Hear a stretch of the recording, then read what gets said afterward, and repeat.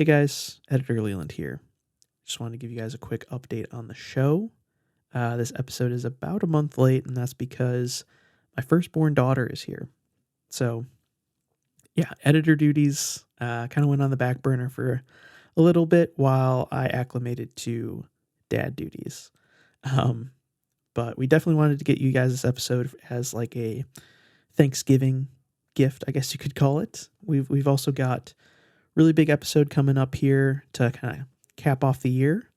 Luke and I have been doing a ton of research. It's definitely our biggest project thus far. So stay tuned for that. Our next episode is going to be a big one. But yeah, in the meantime, enjoy this Thanksgiving special, I guess you could call it. And yeah, happy holidays to you guys. And look forward to next time with our biggest episode yet. On to the show. Magic the Gathering. Magic, magic, magic. I'm so magic. Gathering magic. Spend a lot of money on cards. Playing cool cards with my friends. Playing all so magic. We're all winners in the end. Are you a hiker? Yes and no. I haven't been on like a legit hike in a long time. Okay. A few buddies and we went after our senior year of high school. It was like our last hurrah, seniors, our final like big event together. And we went and did a stretch of the Appalachian Trail. Dude, let's go. Yeah, we did. Did you almost get killed by locals? Was there banjos playing? Yeah, they were definitely some kind of not sketchy people. We met actually a lot of really interesting, as you would assume, a lot of really interesting characters along the way on the trail. But everyone, for the most part, was pretty friendly and welcoming and helpful. Okay. So, okay. but I haven't done like a big hike like that really since high school. I've done a couple camping trips, one up in the Boundary Waters that we had to like get bailed out by. We like were halfway around. This was another group of buddies from high school. This was during college, and up in the Boundary Waters, Minnesota, and we had to get bailed out halfway. We went halfway across like the this park lake. ranger or by like strangers? No, by like police, because we had to. Oh my gosh! Okay. We were like halfway around this one lake, and one of my buddies, who will remain nameless, anonymous. Is Jacob? No, I don't think you've met any of these buddies. But he got hurt, and we had to. When you say he got hurt, do you mean he was intoxicated? No. Okay. Like his knee was injured. Oh, okay. Like soccer injury. Kind of. Okay. Granted, it was a pretty. We went like end of August, or it was like peak monsoon season, so it was just. Our backs were covered, and I mean literally like hundreds of mosquitoes. Ugh. Ticks, we'd have to stop every 5-10 minutes, just wipe ticks away, and that's guaranteed gross. every 10 minutes there were like at least a dozen ticks on our socks. That's disgusting. Yeah, we only did a couple days in the Boundary Waters, and since then I've done a lot of like more casual camping, like with my family. Okay. Out west. But what about you? Are you a big hiking guy? At all? No, I'm not, but my fiance Okay. is. She's a huge hiking lady. Okay. And like she's got like I'm okay, I've kind of gone down the rabbit hole though a little bit. And I'm like I can tell I'm gonna really get into it. So yeah, her and her family are like they're all like she's trying to hit all the national parks and stuff like that. Yeah. And yeah. So it's in my future. Have you done any sort of camping really before that? Like in your childhood I've or anything done, like that? Or? Like a little bit in my childhood, and then as an adult, I've gone camping with friends 3 times, and I said F this halfway through and slept in my car each time I went camping. Okay, so you're not a big outdoorsy type of fellow. I like outdoors with rails, you know? Like I want to sleep in a cabin, like I want to like go skiing for the day, but then like sleep at my house at the end of the day. Like, you know, I'm outdoorsy with rails. Outdoors with rails. I love it. Yeah, no, when growing up, my family and I, we had a camper, and we were fortunate enough to almost every summer do like a big camping trip, like road trip across the old United States. So I've been to. Because of that, I've been through almost every state. I've done a ton of the national parks. Been really fortunate in that regard to experience the beauty of this nation. So Yeah. I'm excited for you. I hope Catherine really turns you into like a nature boy. I know. I think I'm gonna get into it. My parents are from Chicago. They don't touch grass ever. Like, so I just feel like I never grew up with it. And I was a camp counselor throughout college. So like I have what? Yeah, Okay, like where? yeah. I was a camp counselor. I was a camp counselor at a place called Camp Luther up north. Okay, was that like an outdoors? Yeah. Wait, you, you could have just No, but said, I was like the most like unoutdoorsy outdoorsman there. Like all of them were like they were all from like Wausau and like random areas of Wisconsin. I was from Milwaukee, Sure. So I was like the token city kid. It was bad, and so you stayed in the air conditioning a bit more than the other counselors. no, but I just complained a lot. I think I just like complained a lot. It was bad, but I also like brought like Okay, an urban twist to the outdoors. I you know what I'm saying? like that. I like that idea. That's Okay, what you brought to the table. For our listeners who don't know, up north Wisconsin is about, I'd say like 8 years behind the rest of the nation. Yeah. So you go up there and like right now and they're playing like Black Keys and they're like, oh, I love this band. They just came out. Like, dude, They're not completely cut off from society, but they kind of are. You know what I mean? Like they're like gauging what society's like through Facebook. So it's just like a little bit off. yeah. No, that's very real. Or like that's very real. I was up there this summer, and they like just discovered White Claw, and I was like, dude, like you're a little behind the times. We've moved past this. Man, God bless them. Yeah, White Claw's a hell of a time. They're in for a wild ride up there. Yeah, they really are. That was a phase we all went through, and now they're just going through it. Well, speaking of phases. I don't. Yeah. Okay. And speaking of phases, let's phase on to housekeeping, baby. Okay, all right, take her away, Luke. Oh, okay. Hello and welcome to the Wild Dogs Podcast, a show inspired mostly by our love for the game known as Magic the Gathering. I'm your host, Lucas. With me here today is our co-host, our actual host, Leland. What's up, everybody? And thank you for stopping by and listening to us ramble on about all things Magic. Dude, you nailed it. No, and I think I got your part down. You just say, "What's up, everybody?" Right? Yeah, I'm just like, "Hey, everyone." Awesome. All right. Well, all right. Here, you do it for real now. No, we're keeping that in. That's all right. That's all right. No, seriously, no. You do their actual intro. No. We're good. Okay. Yeah. What's up, everybody? Welcome into Wild Dogs. Another episode, another day, another dollar. I think Luke got it in one. So.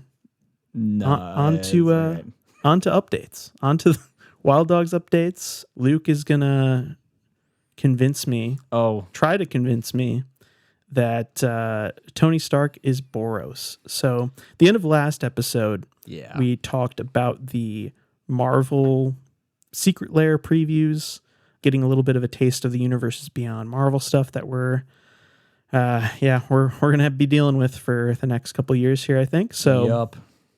And in our little bit of a review, I guess you could call it, of the Marvel stuff, Luke dropped the bomb that he thinks Tony Stark is Boros. Yeah, definitely. And I'm going to let you kind of take it from here, but I'm going to preface this by saying my argument is that Tony Stark, at least how I understand him from the movies, because I haven't read the comic books. No one reads the comic books. Is like a master artificer, right? Like the whole bit is that he built this suit. Yeah. And his suit is his power. And magic, historically, all artifact synergies, all artificers, all of that is rooted in blue. Like there's no avoiding. If you're running artifacts, you're running blue. So that's all. That's my 2 cents on the matter. Luke, enlighten me as to why Tony Stark is not blue. Okay, I'm glad we're bringing this up. Yeah, so last episode, guys, I said that he was Boros, and Leland's like, "Are you on drugs? That's not accurate. You're crazy." Okay, here's my pitch, everybody. Here's my pitch. And Wizards, if you're listening, feel free to use this in future Universes Beyond sets for Iron Man. Okay, so he's definitely Boros. So first of all, let's start off by saying, what is Boros? And for our listeners who don't know, you guys should definitely if you ever get the chance, we might even do an episode. We should do an episode on this, but on the color pie itself and like the philosophy of each color and how they interact with each other. So if you know anything, red and white are enemy colors. They are on opposite sides of the wheel. White is the color of peace through structure. They value like selflessness, the group, community. And like, the quote that they say is law must be created and enforced to ensure peace for all. Okay, so that's white. And then red is an opposite to that, where they are all about freedom through action. They value freedom, self-expression, hedonism, impulses, just, kind of going with the flow. And they say that, everything should be motivated by your own impulses because that's how nature would want it. That's like what they say. So Boros, what are they all about? So that's like, red and white. So Boros, what are they all about? They're all about law, order, and structure with a heart of freedom and impulse. So they're all about like, we want to create order so that we have the freedom to do whatever we want. And so that's why if you look at like a lot of Boros, like creatures, they're all like warriors, they're soldiers, they're angels, or there's even one insect, my boy, the Baz, America's favorite bee. So yeah, if you look at Boros commanders, they're all like soldiers, they're all angels, badass warrior people, lots of like flaming swords and cool armor and all that stuff. So that's kind of Boros for you. Okay, so now let's move to Tony Stark, and we're going to talk about his character. And I think the quote that sums up Tony Stark for you is Captain America goes, in the movies, he goes, big man in a suit of armor, take that off, what are you? And he says back, genius, billionaire, playboy, philanthropist. So if you follow Tony Stark's journey, who is he? So he starts off and he's very selfish. He's irrational. He's hedonistic. He's a partier. He doesn't take life very seriously. He's, kind of messing around. He's a F-boy, if you will. He's sleeping around with everybody. And then eventually he sees kind of the ramifications of his actions and he changes and he becomes instead a selfless leader who starts the Avengers. He doesn't start it. It's actually Nick Fury. But like, he's like one of the main leaders, one of the holy trinity of Marvel. And he becomes a selfless leader who eventually, pays the ultimate price and saves humanity. So he's, what is his character? He's part hedonistic. He's part, a flamboyant playboy, but he's also the red part of him. But then he's also a dutiful, soldier who ultimately saves, all of humanity with his actions. Okay, so now in gameplay, let's talk about gameplay.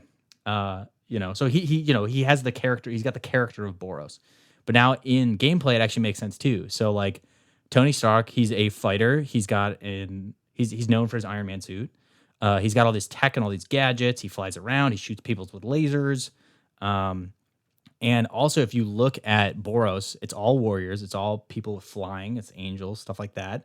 But also in recent times, there's also been a lot of equipment and vehicle Boros people. There's like Nahiri, Forged in Fury is a really popular. That's actually, I think, like the most popular Boros commander.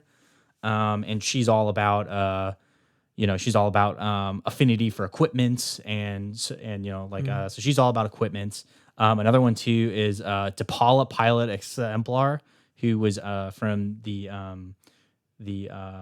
actually have like 4 copies of this because I pulled it in the Aftermath packs because she was in there.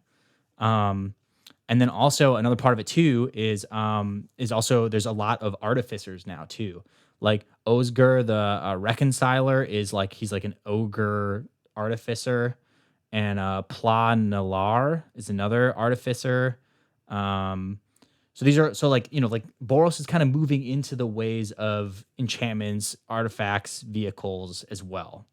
So that's kind of my pitch. So it kind of fits as well. So it's like not only is his personality Boros, but also gameplay wise, he flies around. He's a soldier. He's got arguably the quintessential equipment in all of Marvel. He's got the Iron Man suit, like the Hulkbuster suit that flies from the sky that he wears to beat up the Hulk is definitely a vehicle. It's like, it's right. So I think he'd be perfect in Boros. And I think that I think Izzet definitely should have been Doctor Strange. And I think that it was kind of like, I think that the Wizards of the Coast people were just like, hey, he does artifacts, he shoots lasers, he's Is It. But I think that they probably should have gone deeper and maybe given him the Boros coloring. Yeah, I think this raises a good point where like you see there's like a theme in Magic where you see these characters, these recurring characters during the course of their story, their color identity changes. Yeah. Right. And I think maybe if we had like a perfect, quote unquote, perfect Iron Man or Tony Stark, he might be Jeskai, where blue, red, and white. Yeah. But with this secret lair, they were doing Captain America. And of course, red, white, and blue, you have to do Captain America. Yeah. However, we know that they're going to do more, they're contracted for more Marvel sets and content. A little bit later, we're going to talk about the Spider-Man set coming up. I could see them maybe doing like a different Tony Stark or a different Iron Man that is red, white. Okay. And more focused on equipment. I think in the secret lair, he had I think commander plate. So he has the Iron Man suit is an equipment. So okay. I definitely agree with you there. They could definitely do like Iron Man Mark 1 suit, which is like the one he makes in the cave, you know? Mm-hmm. Like they could like do that as Boros. Yeah, that's you know? I can see that for sure, where it's more like you were expressing, he's more, I don't know, maybe aggressive and because he was in that state, literally fight or flight, he had to build this more crude suit to then fight his way through.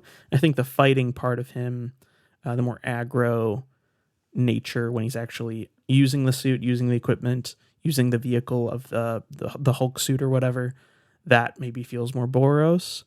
But if you look at artificing and artifacts as a whole, and I think he is an artificer, maybe they wanted to start with that because it's the most recognizable state for Iron Man. You think of Iron Man, you think of his suit.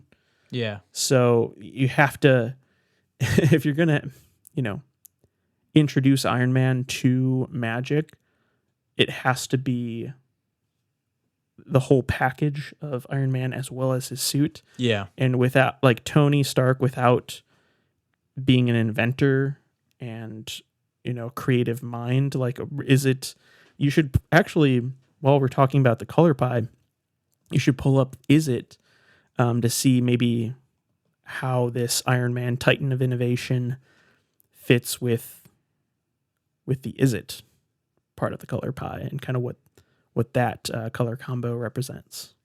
No, I mean it doesn't, I'm not saying it doesn't fit with Is It.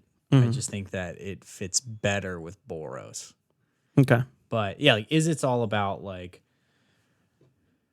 chaos magic, Like I mean I can do a deeper dive in the future, but like offhand I couldn't, I can't tell you everything. But just from what if I remember correctly, it's like, well, what did you pull those? Were you just like, where did you pull those quotes from for the Boros?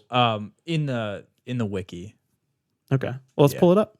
Yeah. Okay, so blue, the very first thing you see for blue is perfection through knowledge. I think that's almost all you need to say about Tony Stark. Perfection through knowledge. Perfection through knowledge. Is his character not like trying to build the perfect Iron Man suit by using his genius and intellect to like, yeah, But yeah, blue is the color that wants perfection and looks on the world and sees opportunity to achieve that, figuring out what one could achieve with the right education, experience, and tools. For blue, life is constant discovery as one keeps seeking to better oneself. I think that's also in alignment with what you were saying too, that Tony's character has a lot of growth. Yeah. So that's why I think Jeskai, like if we're going to have this Iron Man Titan of Innovation as like the introduction of Iron Man to Magic, it's likely we'll see a Boros version. Yeah. And then we'll have like the quote unquote quintessential Iron Man commander that's Jeskai and represents the full maybe story of Iron Man. Yeah, I'm down. So I'm down. But I thank you for bringing that insight, because like I said, I'm not by any means an expert on Marvel. I know you're a bit more well versed in the Marvel universe, so I like it.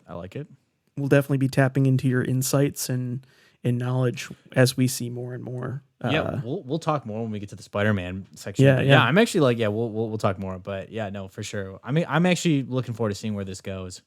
The more I think about it, the more I'm like, you know what? I'm actually kind of curious to see like Right. what they do with this universe beyond. Cool. Well, yeah, I think you've definitely convinced me that at least part of Iron Man is Boros. At least there could be a single commander like Yeah. Well, and like I was saying, there are Iron Man, Mark 1. You know, sure, and like I was saying, there are multiple in-universe characters that have multiple color identities throughout Magic. Yeah, So, yeah, it's not unusual for there to be multiple variants of Iron Man being different parts of the color pie. So, heck yeah. cool. Any other updates on your end? Nothing much. I did make a new. I made a Brian Stat Arm deck, and it's coming in the mail. I'm really excited about it. Yeah, you've kind of. I've talked about it before. I think we talked about it maybe even in last episode, and you're kind of just like the Boros guy now. You've texted me like on multiple occasions different Boros legendary creatures. Yeah. You pulled up tonight and you're like, "Hey, check out Shadowfax." And you're like, yeah. I think you're in deep in the Boros Also, I just kind of sauce. fell in love with this color pair. Like I just like looked at my decks and I was like, wait, I have 3 of these, and I don't have any other. I don't like outside of mono green. I don't have any other shared colors. Mm-hmm. You know, and so I was like, wait, I have like 3 Boros commander decks now. Mm-hmm. Like, whoops, how'd we get here? Yeah, it's kind of you're in your bag, so to speak. With I guess. with the Boros. It does have So- everything I like, so I'm a big fan. That's Yeah. why. Cool. That's why I secretly want Iron Man to be Boros. Because I like The Iron truth Man. comes out. Yeah, I like him. Luke's biased towards Boros. Yeah. I think that's probably what it is. Is you can't build an is it, No, I can't Iron build Man. this deck. With this card, I can't build that.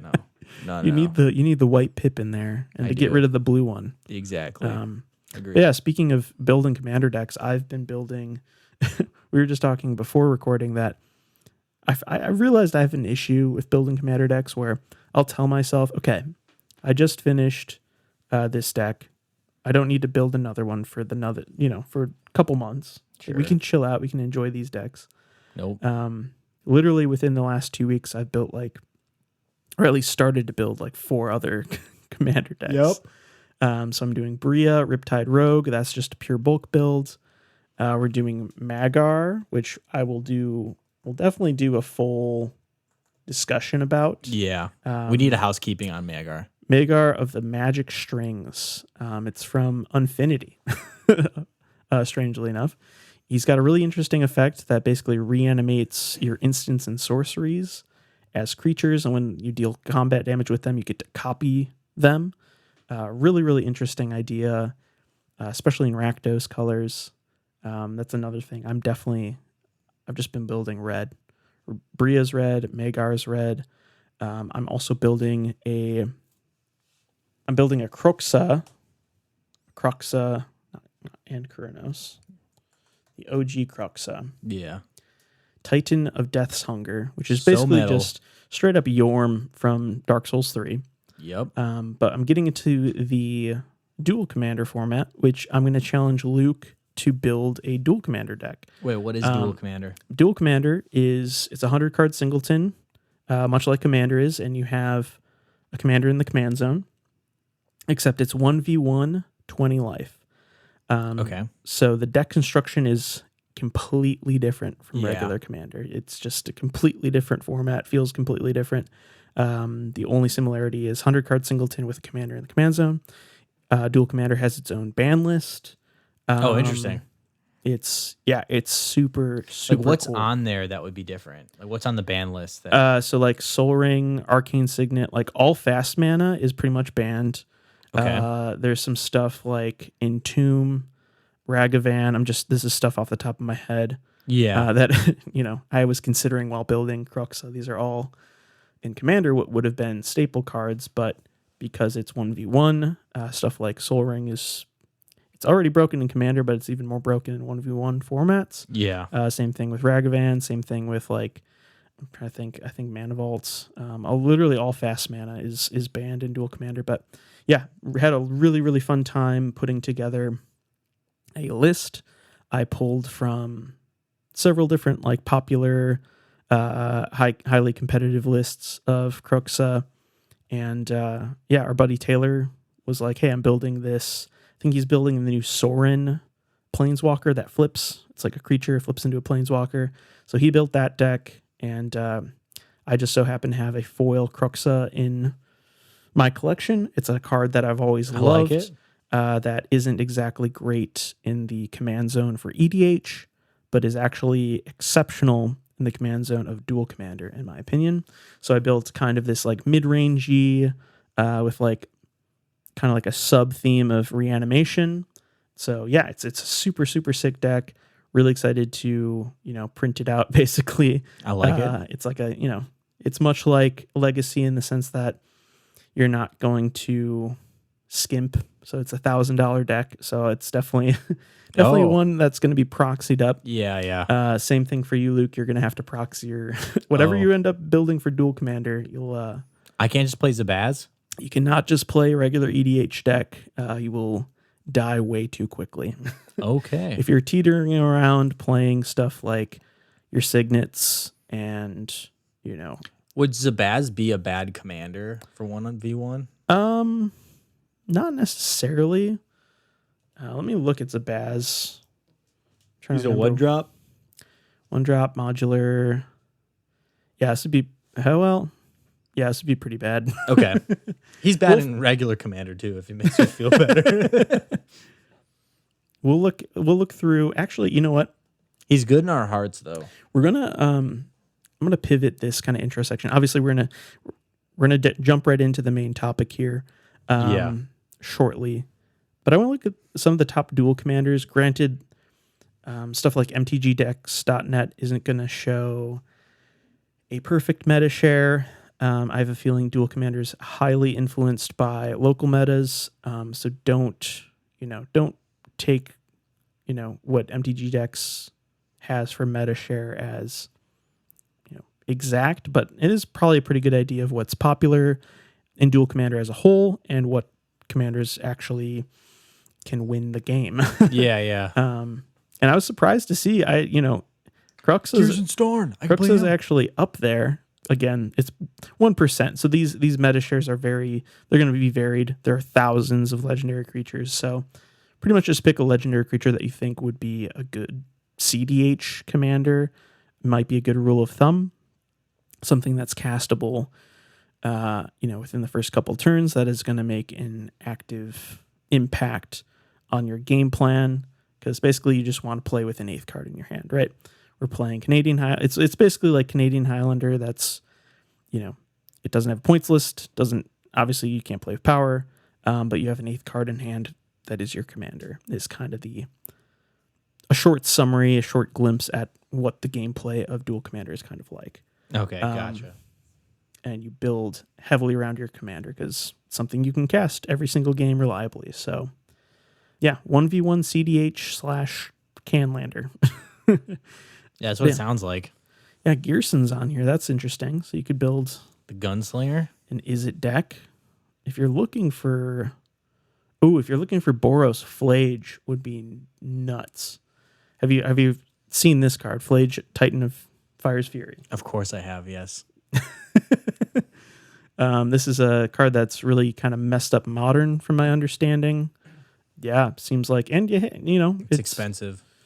It's another, it's a new, basically this is like a new Croxa to some extent.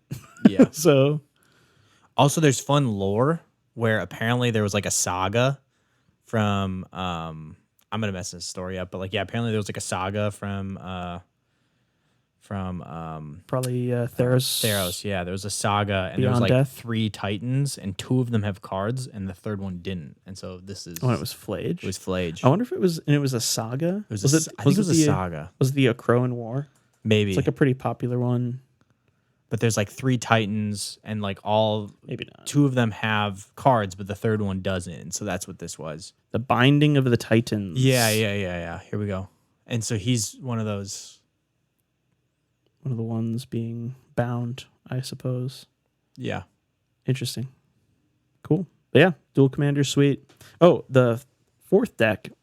So okay. Bria's red, Croxa's red, Magar's red, and the fourth one, which, as I usually do, I was buying, through TCG Player, had a card I needed in my cart. I think it was like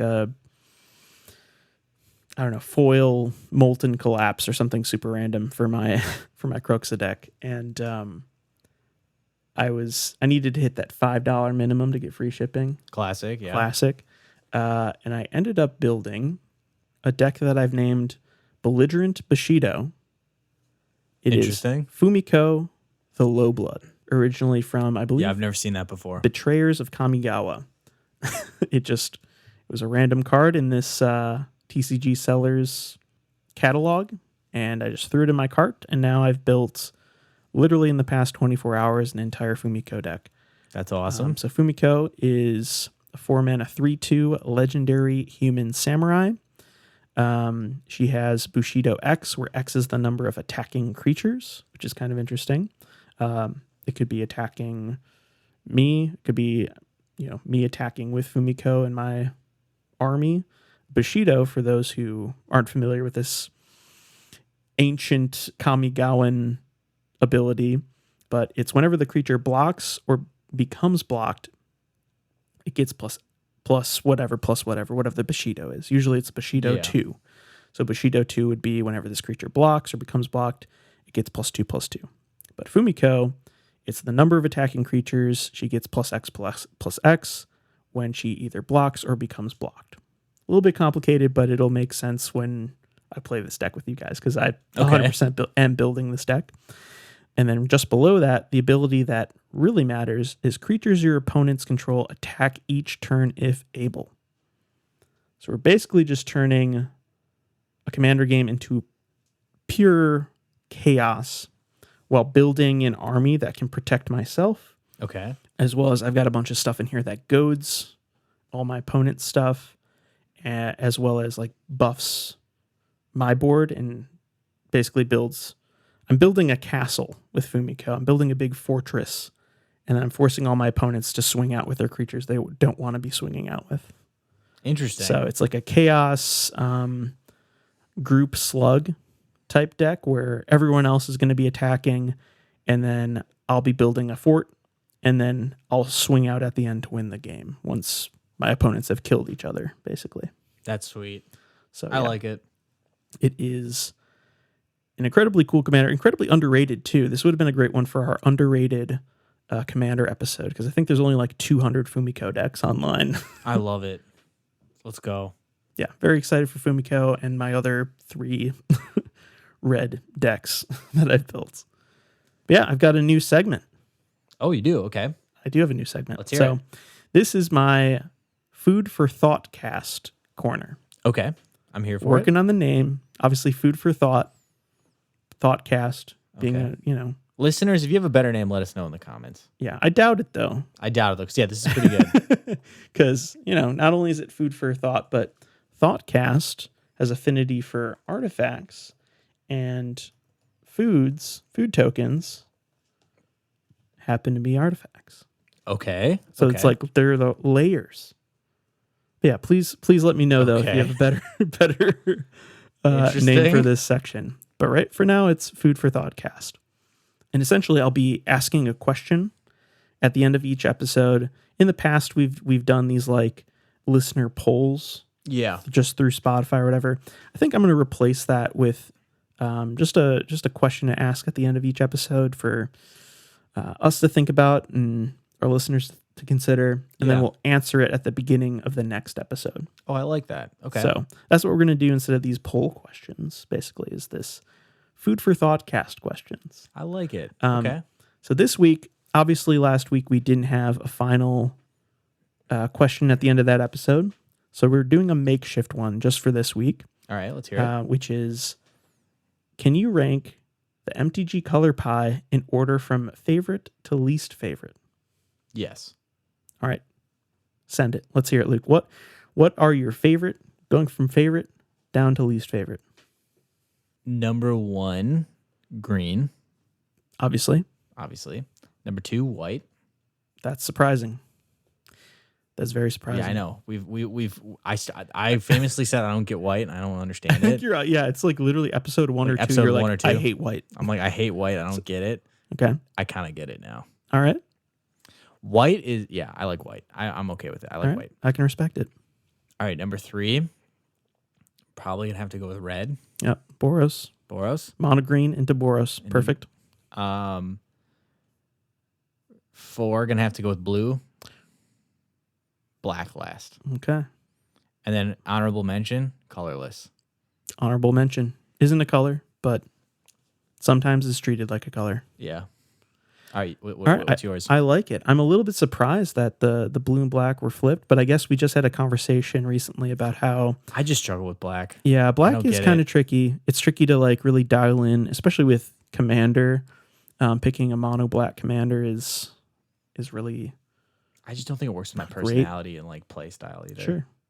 But you like countering spells more than black. Well, I'm thinking more with blue. I like pushing Mm-hmm. people away. Like I like when people attack me and then I'm like, Mhm. all your creatures go back to hand.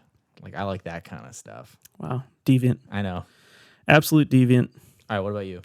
I would probably go, and it took me a while to like, when I came up with this question, it's really hard to pick a favorite color, Okay.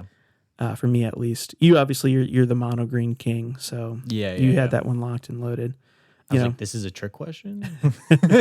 I just said that I've built 4 decks that have red in them, so I think I'm gonna have to go with red right now. Okay. I think I'm gonna go red and then black actually.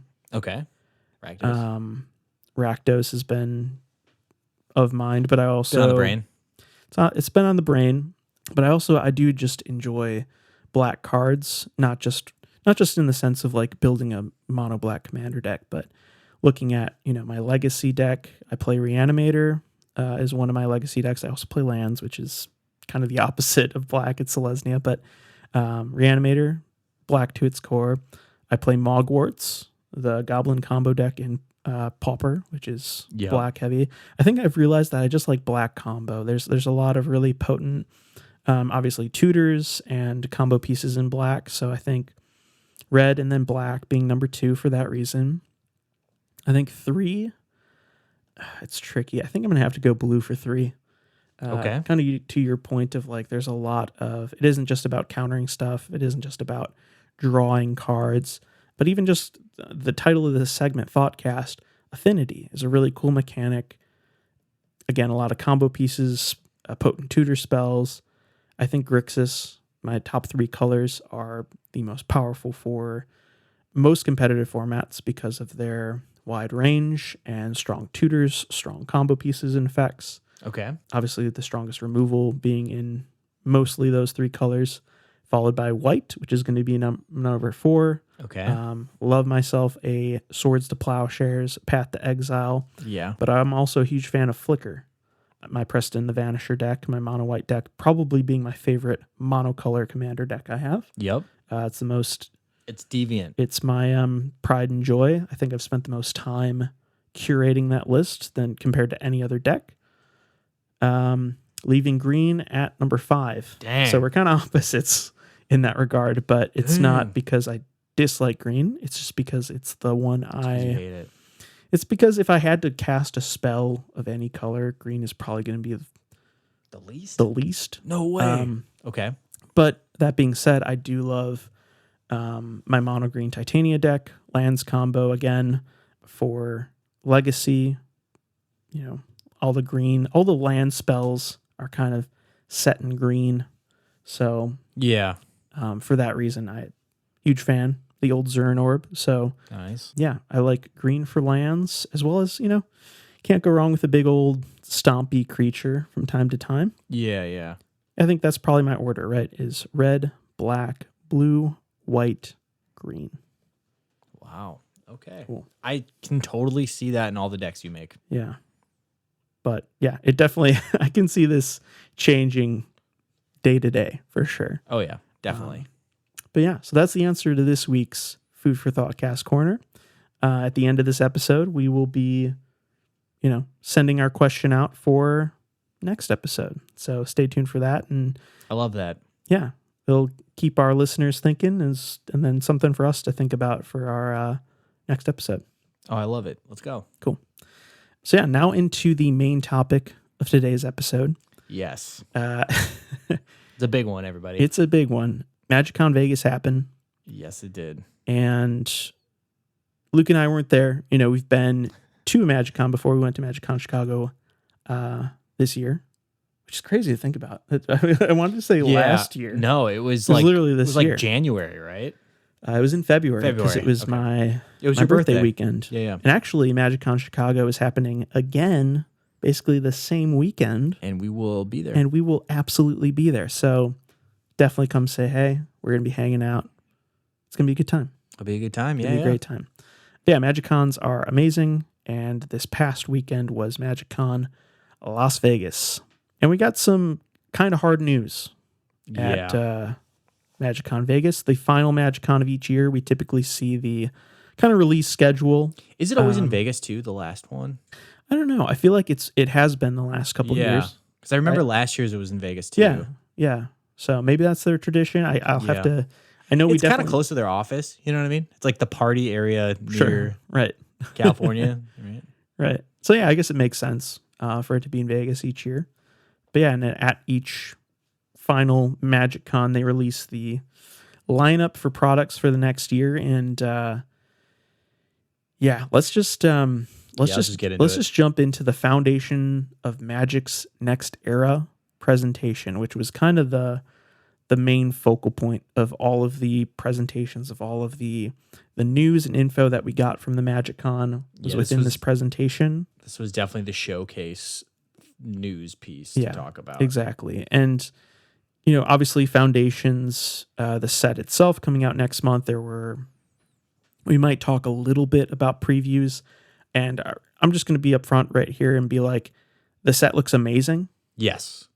Do not get me wrong. Definitely the beacon of hope in all of this. Exactly. Is that the set looks really good. Foundations looks incredible. And for the set to be standard legal for the next 5 years, it had to be. And it looks like they nailed it. So really excited for Foundations. I'm definitely going to be partaking a lot in Foundations. Mm-hmm. But that being said, it was highly overshadowed by everything else. Yep. we found out. So wait. So let's kind of break it down. So what exactly was announced in this for our listeners who were not paying attention? Sure. So they kicked off the Foundations of Magic's Next Era presentation with a little blip about a new Magic the Gathering show. Yeah. Kind of fumbled it a little bit, in my opinion. Well, so the thing is by one sentence. This has been like supposedly in the works for years now. Like I remember reading about this like back in like 2020. I think that this thing was pre-pandemic. Yeah, I think they were talking about it. Yeah, so it's been a while, and it's the same. They showed the same graphic that they showed us like 3 or 4 years ago. Same artwork, banner. So as far as we know, like nothing has really happened. But they brought in their producer. It was like the producer, director, some fella came on stage. Some Netflix man. A Netflix boy came up on stage and was like, yo, I love Magic. It's the best. Before we did anything, we just got all the decks, got all the cards, and we like really got into it. And we just love all the decks. And then he dropped like a little nugget where he was like trying to relate to the Magic the Gathering. Yeah, he's trying to be one of the boys. To be one of the boys and relate to the average Magic the Gathering fan, and was like, I really love when I'm playing a game of Magic and I'm like looking at this character on my card. I love being able to turn over the card and read the lore and read the story of the character. Yeah, that I'm playing, I'm casting, and I'm like, that's not a thing. I'm like, this man has never played Magic in his life. I've got a bunch of cards on my desk right now. I've got a Pouncing Lynx, which is a 2-mana 2/1 cat. As long as it's your turn, Pouncing Lynx has first strike. It's also got the flavor text. I don't understand. He's normally so well behaved. All right, turn it over. So now I'm going to turn this card over to learn more about this Pouncing Sphinx. Magic the Gathering Deck Master. Yep. Perfect. Loved learning all that lore about this Pouncing Lynx by turning over my Magic card. Who is this guy?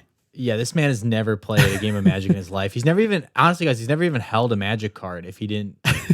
He literally could have did like 2 minutes before going on stage, picked up a Magic card and been like, okay, what am I going to lie about? Flip the card over, flipped it back over. Oh, I'm just gonna bluff that there's a bunch of information on the back of this card that pertains to the lore of the Dude, it's so bad. I heard that and I was like, okay, so this show's gonna be awful. All right, cool. Got it. This man doesn't know what he's talking about. So, all right, cool. Not looking too good for the show. From there, we then moved into the primary presentation, which had a bunch of people from the Magic team get up there and talk about different parts of this new era of Magic, in particular this new Foundation set that's going to be kind of the core set for the next few years here. And they're going to basically build sets and formats around Foundations, which I think is a good idea and it's healthy. Yeah. I think Aaron Forsyth, he went on to talk about how it's not sustainable to have to print off, before they had a core set every single year. And that's like, it's not only is it not sustainable, it's also not very interesting to start kick a year off with basically the same set as last year with like little differences here and there. Yeah. And like I expressed earlier, Foundations looks like an incredible core set to build off of for forever, honestly. Oh yeah. So I think hopefully they knocked it out of the park. It looks like they did. Also, I really like these sets where like Jumpstart was like this, where it's just like, hey, here's a whole set of like, here are all just like the basic cards that you use all the time, plus a couple flavorful ones thrown in. Right. Well, and now I like that. And now Foundations has a Jumpstart too. Yes. Jumpstart 2025 is connected directly to Foundations. So not only are we getting Foundations as the core set, but we're also getting all these other little extra products for, I think Aaron kept saying for new players and old. From your tournament grinders back, all the way to people who've never touched a Magic card before, like the guy who's apparently writing the show. There's stuff, there are products here for everyone, which is awesome. I think, I've got a couple quotes here. Aaron Forsyth said that they basically wanted to create the quintessential MTG experience in a set. It seems like they did that. Mark Rosewater went on to say the Philosophy Foundations is let's highlight what is cool about Magic. Let's not dumb it down or simplify it.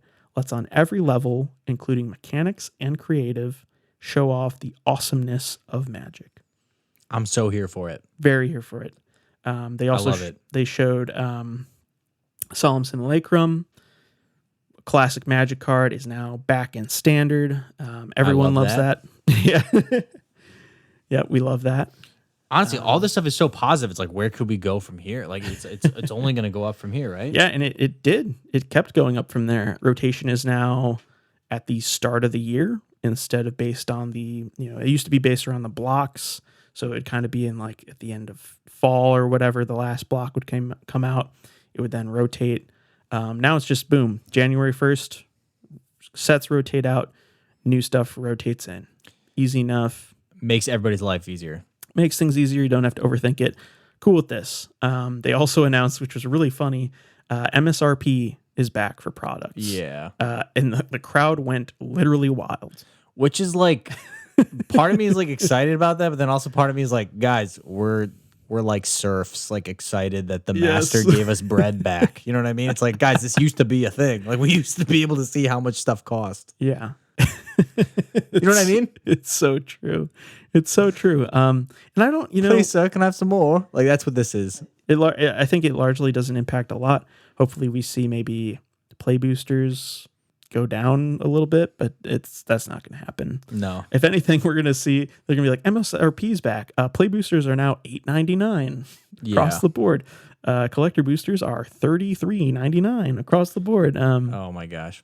Wait. So, speaking of that, I was listening to Planet Money every once in a while on NPR has like episodes from the past that they replay. And they did a whole episode on Magic the Gathering's economy. And they were talking about, and this was, what was the set that Ugin first came out in? What was that? War of the Spark, I War of the think. Spark? Okay. Maybe not. Maybe not. Okay. But like Ugin, whatever set Ugin came out in Sword. was like they were like interviewing like a shop owner talking about like Ugin and like how everybody wanted him. And like the shop owner was like, yeah, for $4 you can get a pack and you might even be able to crack a card that's worth $100. And I was like, wait, $4 a pack? Oh, how times have changed. Yeah, so MSRP being back was the peak, I guess. We were like kind of on this hype train. We were feeling good. And then they hit us with the big one. Let's hear it, Leland. Universes Beyond is now legal in Standard and Pioneer. It's no longer straight to Eternal formats. Yeah, you heard that right. Let that sink in, everybody. Yeah, Final Fantasy and Spider-Man of next year are going to be in Standard. Bria, that little otter that you love from Standard, is now also equal with Spider-Man. Yeah. Miles Morales is going to come in Spiderweb, our beloved otter, and that's just how it's going to go, okay? Little Spidey senses. Tom Hardy's Venom is now equal with Duskmorn or whatever that set was called. Yeah, Sephiroth, I think that's a Final Fantasy character. He's going to come in and do his Final Fantasy stuff on you. Yep. Whatever that is, but he's doing it to you. Also, is it starting with Spider-Man? That's the first Standard legal set? Or is it like all the ones from last year too? No, and I'll pull up the roadmap here. It's going to be Final Fantasy first. And we'll talk about the first. Okay. We'll talk about the roadmap in a bit because they jump into that. Yeah. But before then, they after announcing that we're now going to be diluting the IP that many players fell in love with Spider-Man and Final Fantasy in Standard, which is a format that's, they literally started this presentation with, hey, Foundations, we're bringing back Standard. We're bringing back the goods to Standard. But also we're bringing Spidey-Man and Dr. Octopus and the Green Goblin to Standard. Aunt May is going to be literal just human New character. Yorker. Yeah, that's all coming to Standard now. And then they follow that up with what I've penned, the second big one. Okay. Is that Universes Beyond will now account for half of all MTG products during a calendar year. Yes. How they phrased it was balancing our worlds with others and an equal number of Magic in-universe sets and Universes Beyond sets. That's insane. So this beloved IP, this beloved card game that you know and love, will now be, mixed and matched with the latest and greatest IP. Yep. And by the way, right now we're getting Spider-Man, we're getting Final Fantasy, but on year 10, what are we going to get? Yeah. You know what I mean? It could be, that's the really interesting We're going to get Paw Patrol. We're going to get Miss Rachel. You know what I mean? From YouTube. We're going to get YouTubers. Are you ready for that? Yeah. We're going to get like Mr. Beast set. It's going to be bad, guys. Yeah. There's no way this can end good for the Magic community. No. And I think the real dagger was in their look at 2025, which we'll get to. We'll quickly break down each of the 6 sets for next year. Yeah. But I think to kind of like cap off why this is such a big issue and why I, jokingly, maybe anecdotally saying that this is the death of Magic. It really is like this stands for something. This isn't meaningless. No. And I think the perfect like representation of that was the fact that the final set of 2025 was supposed to be a return to Lorwyn, one of the most beloved blocks and one of the most beloved planes in all of Magic. Luke is just was talking about Brian Stoutarm and how he's building this cool giant fella. And there's, all these little goblins and fairies and this like one of the most beloved kind of high fantasy fairy tale settings in Magic, original to Magic, is now being pushed back to 2026 for an unannounced Universes Beyond set. So not only did they push back something beloved to all Magic players, but they're replacing it with something that they can't even announce yet. It's maybe it's that They're still bad, legally maybe it's arguing. that, yeah, it's that's what it is. It's Hasbro working out the kinks with their big money-making deal with whatever this other IP is. Yeah. It's just heartbreaking.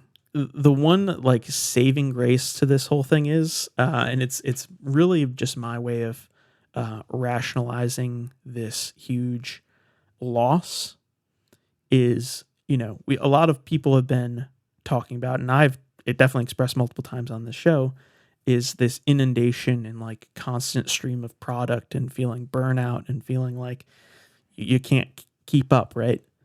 Now there are 3 sets a year that I will not actively care about. So this universe is beyond, and we'll see. These are probably going to be cash cows for the, more casual players or people who just like these IPs and want the collected and whatever they want to do with it. But for like enfranchised people who love the Magic IP, I don't care about Final Fantasy. I don't care about Spider-Man. I'm probably not going to care about this last Universes Beyond set. So for me, what this reads is there are only 3 sets I have to care about next year. Yeah. So I guess I got what I wished for, right? Yeah. I wish monkey for paw, you got what you want. They monkey pawed me. Yeah, they monkey pawed you, dude. They wish claw talisman me. Yeah, they did. But fortunately, the 3 sets look really good, and I can put my energy and effort into those sets because I think, there might be a couple cards in Final Fantasy or a couple cards in Spider-Man that maybe I'm interested in mechanically, but flavor-wise, they're going to be complete misses for me. Yeah. And so I'm not going to buy any of the product. And Also, of the 3 in-universe sets, which one are you actually like? I'm looking for the Tarkir one, but honestly, I don't really care about like the Aether Drift or the Edge of Eternities one. Maybe the Edge one might be kind of cool because it's like space opera flavored, but Sure. I mean, even of the 3 that I will play and buy product for, one of them is really the only one I'm kind of looking forward to. Sure. That's fair. I think that's the same thing applies to Magic sets from year to year, right? Like Duskmourn wasn't our cup of tea. But it is what it is. Bloomborough was awesome. Bloomburrow's kill. Yeah, people like certain sets and people like certain planes, and that's chill. I'm just happy to see some Magic IP in here. I'm personally really excited for Aether Drift, which is going to be the first in-universe set coming out in 2025 in February, right before Magic Con Chicago. So when we're in Chicago, it's going to be all about the Aether Drift, which is going to be, I guess it's multi-planar, where they're jumping from plane to plane in this big epic race. So it's going to be highly vehicle focused, which I'm super stoked for. I've got a Astor Bearer of Blades deck, which is equipment and vehicle focused. So, I like the aesthetics of a, He's Boros too. Racing type set, I guess. Yeah. Yeah, I just picked up on what you said. Yeah, sorry. He's Boros. Yeah, I just slipped that in there. The Boros guy had to. Yeah, I had to throw that in there. Yeah. But yeah, I think Aether Drift is going to be sweet. That's going to be followed up by a new Tarkir set, Tarkir Dragonstorm, in April. Like Luke said, Ugin's coming back, Sarkin's coming back. Going to be sweet. That's a really cool plane. I think very it's a cool fun plane. I love the flavor of it being just like, it's very like Warlord-esque. Yeah. Very like, obviously dragons are involved too.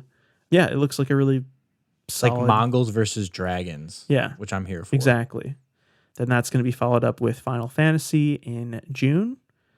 Yep, it's Final Fantasy. Luke, do you like Final Fantasy at all? No, I've never played a Final Fantasy game. Cool. All right, moving on. Edge of Eternities.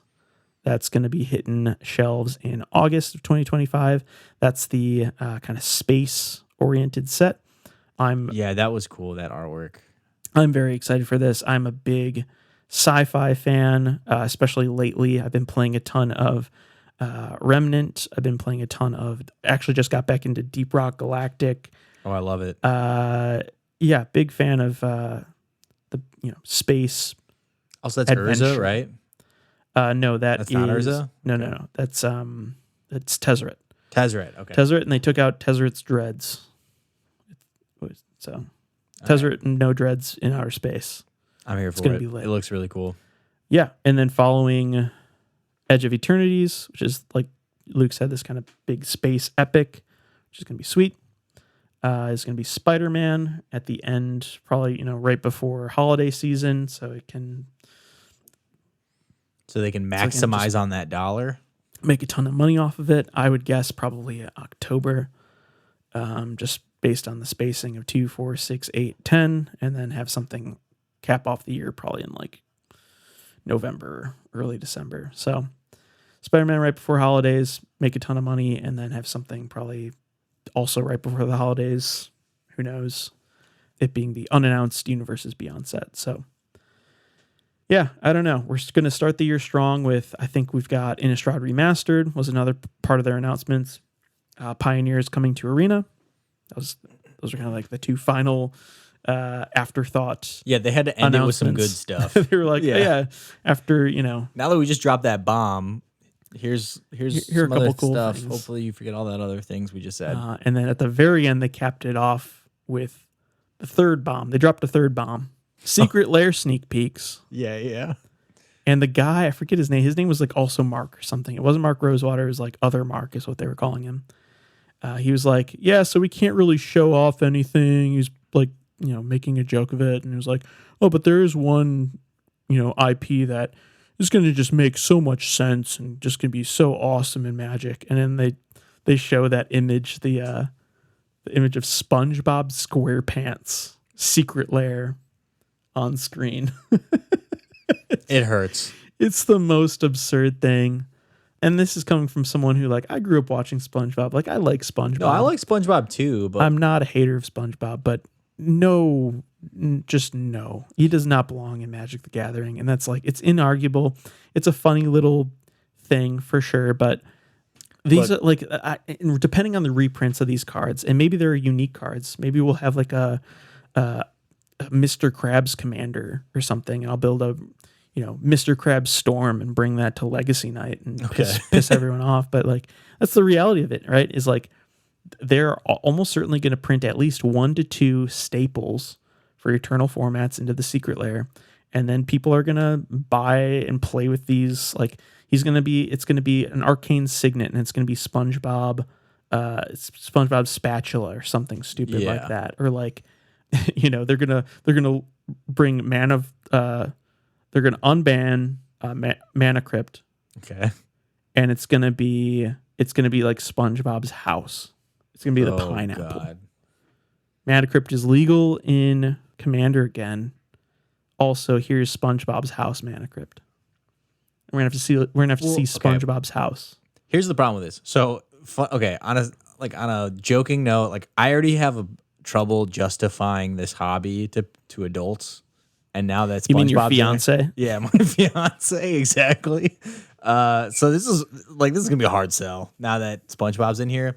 But number two, like, on a more serious note, it's like, there's no reason why you would have SpongeBob Secret Lair only just to meme on people. Like, I mean, there's no other, like, like all the other IPs that have been in Secret Lairs, even like The Walking Dead and stuff. It's like, okay, like, this kind of has a more serious tone. Like, there was actual, like, love and reverence for both Magic the Gathering and the Walking Dead franchises.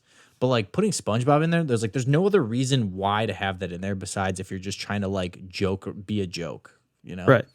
So, like, and like you said, like, they're gonna put some busted. They're gonna put at least one stupid card, and it's like, okay, now I gotta have, like, Gary the Snail, like, I don't know. I don't even know what Gary the Snail would be, but you know what I mean. Like they're gonna have like he's gonna be Boros. Oh, if he is, I gotta make him. Next episode, I'm gonna have a whole dissertation on why Gary the Snail is Boros. Yeah, I'd love it.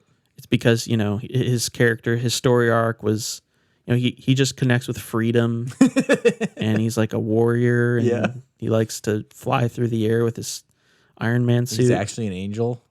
Yeah. Oh, I'm here for it. Yeah, I'd love that. I want that presentation. Yeah. I'm here for it. Also, okay, I will say this too.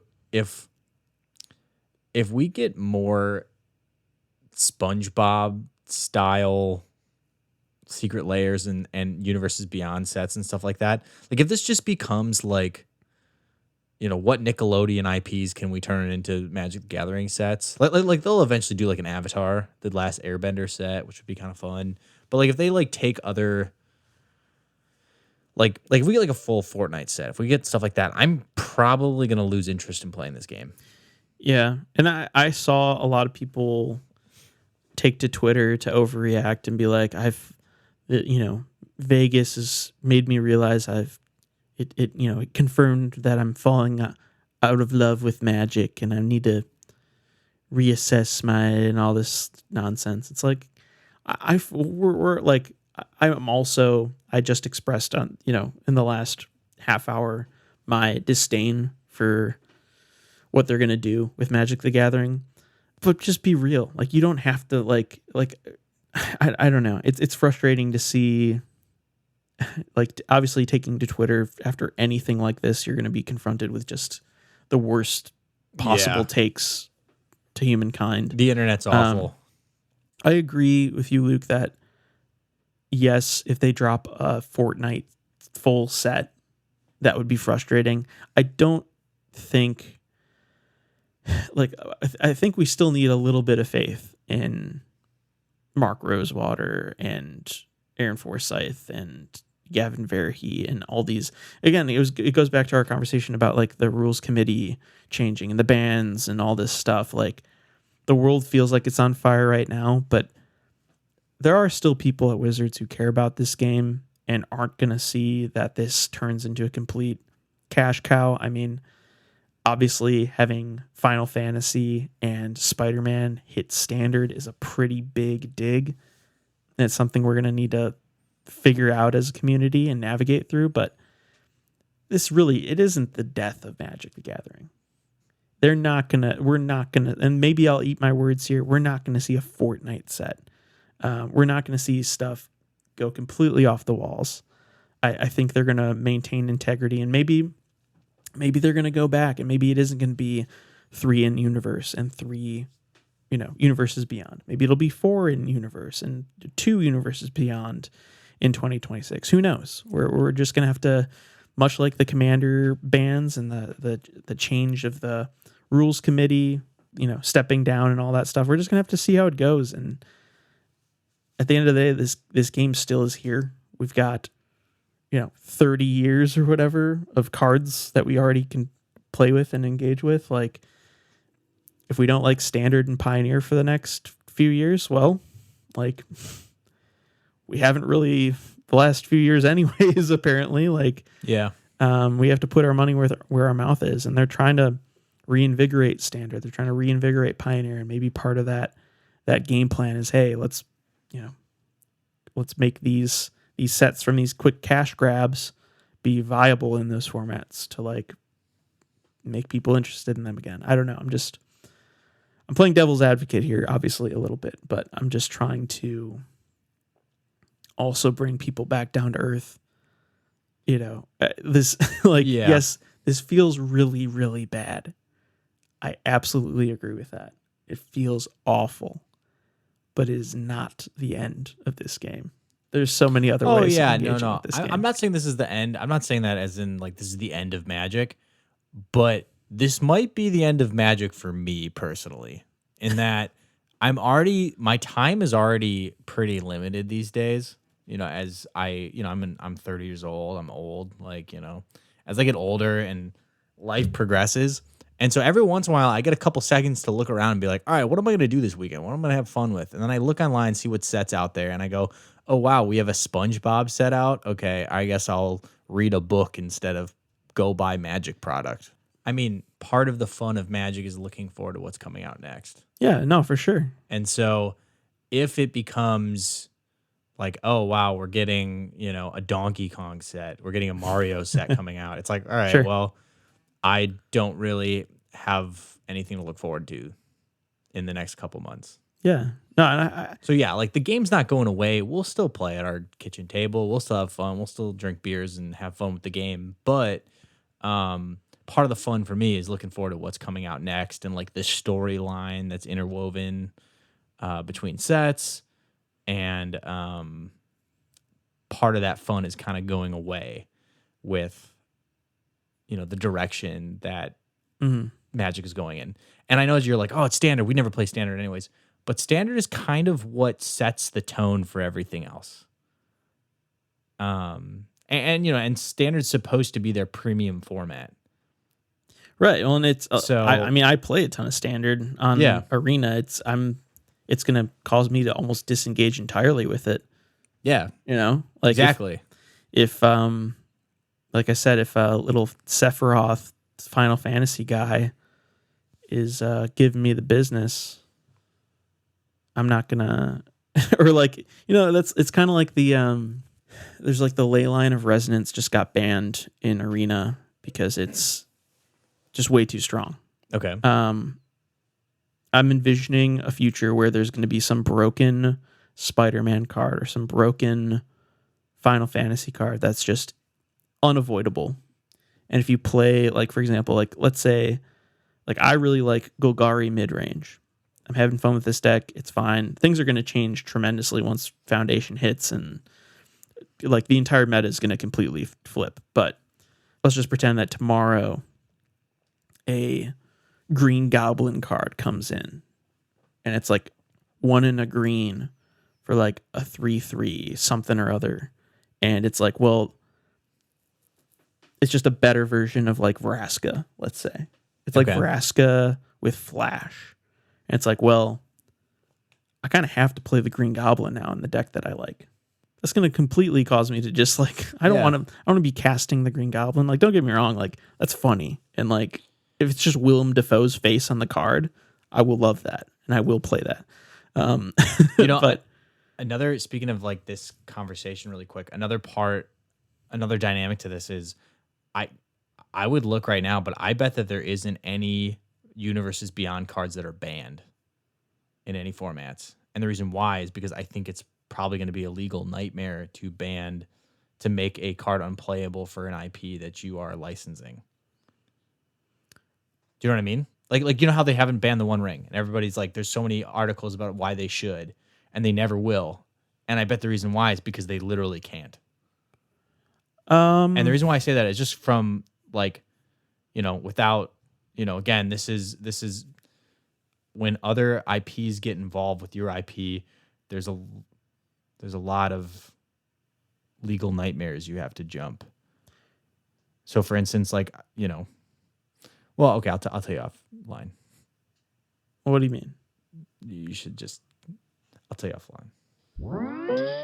Hello, pardon the interruption for technical difficulties. Luke is sharing information that cannot be shared due to legal reasons.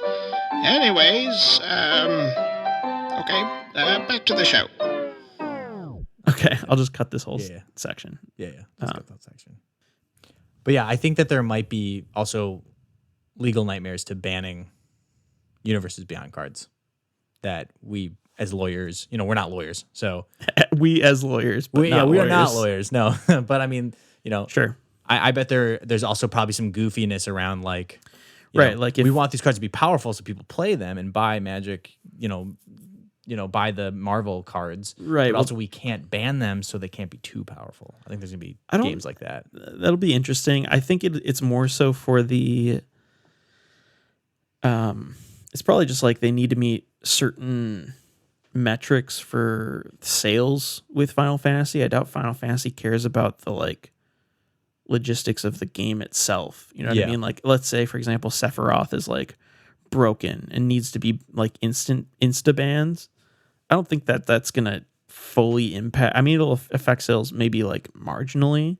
Yeah. But they're gonna, if it's a full on set, they're gonna build it, and I don't know. They maybe they wait on the bans till after they've hit their sales goals and whatever.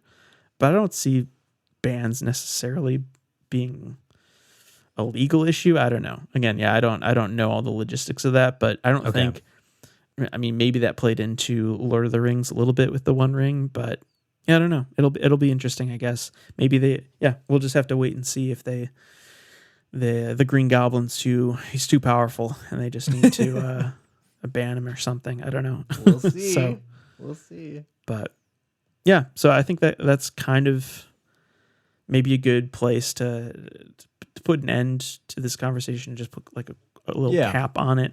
Again, Foundations looks really good. We'll go into...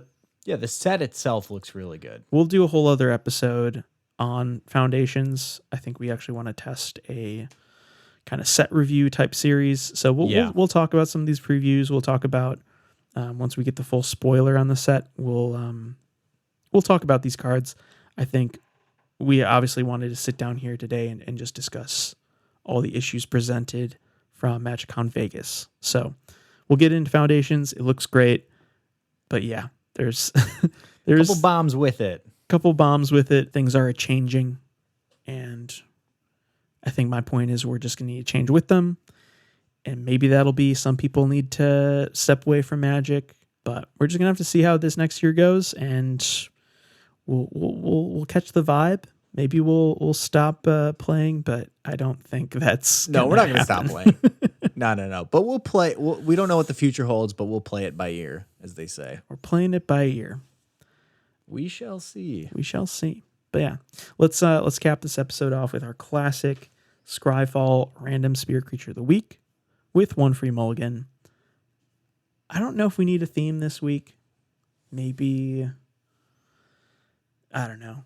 I think we just got to do it. I think we're too. I'm tired. Let's let it rip. I'm exhausted from this conversation. It's the end of our work day collectively. Yeah. We're just kind of vibing. Let's just find a creature. Let's random it out, you know? Let's random it out. And in fact, I actually have my first. I got the first one. Send it. All right. I got Chaos Maw, which is a creature of type Hellion. And it says, when Chaos Maw enters the battlefield, it deals 3 damage to each other creature. And it's a 6/6. And it's 2 reds and 5 colorless. Right on. Wait, can you... What's it called again? It's called Chaos Maw. Chaos Maw. Ooh, this looks awesome. I don't know. Doesn't it look metal? Hour of Devastation. It's 7 mana, though. It's so expensive. I love it. This is probably like a riot to cast in Hour of Devastation. Also, only limited. 3 damage to each creature. Hey, that's like basically a Wrath in limited. Yeah, that's true. This is basically just 7 mana, 6/6, kill everything else, win the game, potentially. Yeah, pretty much. All right, it's not that strong, but it's still. This must have been fun to cast in Hour of Devastation. Yeah, Hour of Devastation. This was probably a hit. Yep. Mine is actually fitting. I know I said we weren't going to do a theme. Okay. But I landed on a Universes Beyond card. No. One of the first, too. One of the first. I landed on Flame War Brash Veteran, which is from Transformers Robots in Disguise. So Flame War, and it's Rakdos. It's right up my alley. And it's Rakdos. I've actually been looking at this card for the last week while crafting Crooks. It's an interesting card. So Flame War is for 1, a black and a red. You get a 3/2 legendary artifact creature robot. It's got more than meets the eye for a black and a red, which means you can cast it converted for on the other side for Rakdos. It also has sacrifice another artifact, put a +1/+1 counter on Flame War, and convert it. Activate only as a sorcery. And then it also has, for 1 mana, discard your hand. Put all exiled cards you own with intel counters on them into your hand. So I'm guessing the other side has to do with intel counters. Yeah, we'll see. And look at that. Flame War turns into a Suzuki motorcycle. Yeah, a crotch rocket. It's a Hayabusa. It's a Flame War Streetwise Operative. It's a legendary artifact vehicle with living metal. So as long as it's your turn, it's also a creature. And it's a 2/1 with Menace and Death Touch. Whenever Flame War deals combat damage to a player, exile that many cards from the top of your library face down, put an intel counter on each of them, and then convert a Flame War. So I like it. pretty funky card, actually. It looks really fun to play, honestly. It's like Stop it. Rakdos artifacts, get to weird card draw engine that deals with combat.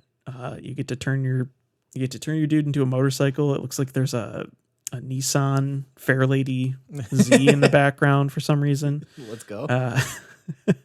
We got a Dodge Neon in the background. Yeah, this is sweet. I guess I'm gonna have to build another Rakdos Commander deck with old Flame War here. Oh no, I guess you have to. It's funny though, right? Like, we spent the majority of this episode dogging on Universes Beyond, but there's good to come from it. Like, we get goofy cards like this. Again, I don't care about Transformers like that really, but I don't know, having a living artifact Suzuki Ninja or whatever the Yeah. Little crotch little rocket. Kawasaki action going on. A non-American motorcycle. We'll put it Yeah. that way. Yeah. I don't know. There's some fun to come from these Universes Beyond collaborations. And while I'm not stoked on Spider-Man or Final Fantasy, I'm stoked for the people who are stoked. I'm excited for people to. I'm excited for your excitement. I'm excited for your excitement. I'm just not going to be excited for me personally. Yeah. But I know that there are people who loved this Transformers set. There's people who loved Doctor Who, Warhammer, Assassin's Creed.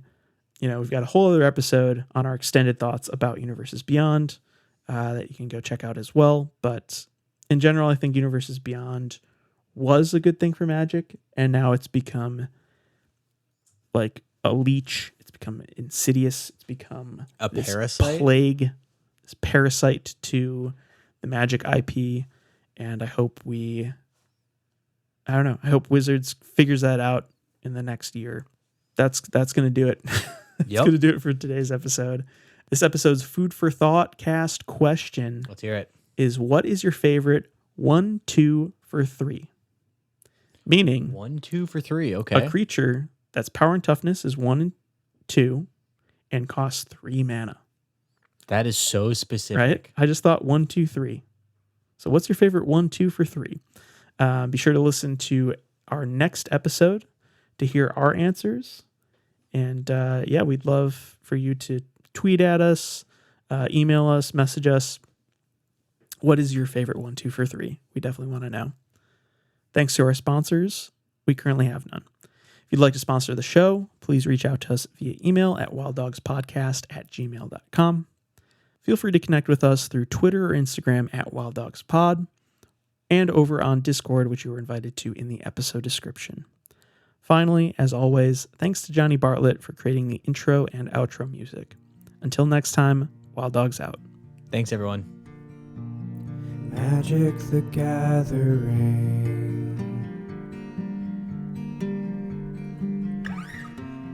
Gathering magic with my friends. Playing cool cards all the time. Tutoring love